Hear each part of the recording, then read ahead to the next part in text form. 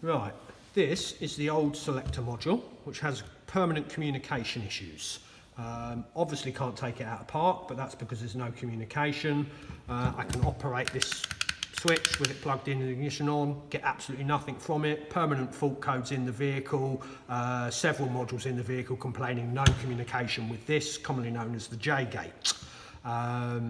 Obviously we've got a new module from Jaguar, plugged it in, no communication issues, everything's good, can operate the switches, they all light up, can operate the traction control, that obviously comes up on the dashboard. However, when we try to take it out of park, the light goes out on the sports button, the module stops responding completely, and we then get, funnily enough, the same communication fault codes. However, if I cycle the ignition, everything jumps back into life, no fault codes whatsoever, again, until I try to take it out of park with my foot on the brake, module dies, stops responding, cycle the ignition.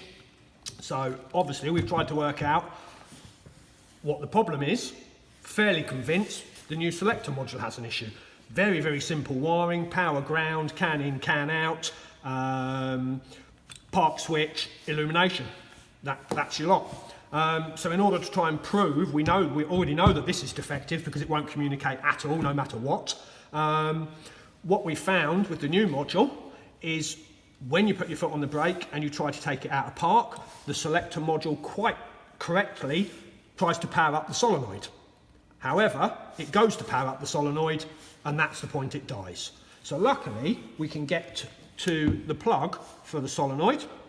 I can prove that there's power coming out of it, so I know it's trying to power the solenoid up. However, if I check the resistance of this solenoid by going across the 2 pins of the solenoid, what we actually get, sorry, it helps if we're in resistance. What we get across this solenoid is 0.3 of an ohm. Now clearly, anyone that knows Ohm's law will know that 0.3 of an ohm is not good, and that would cause a massive current influx through this module, because this module actually powers that solenoid directly.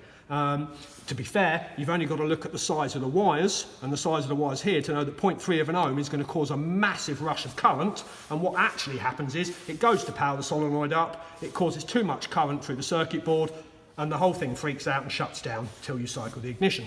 Now luckily, although this one has a permanent control module issue, what we have discovered from looking at this solenoid is that there isn't a problem with this solenoid. That allows us to have a known good resistive value,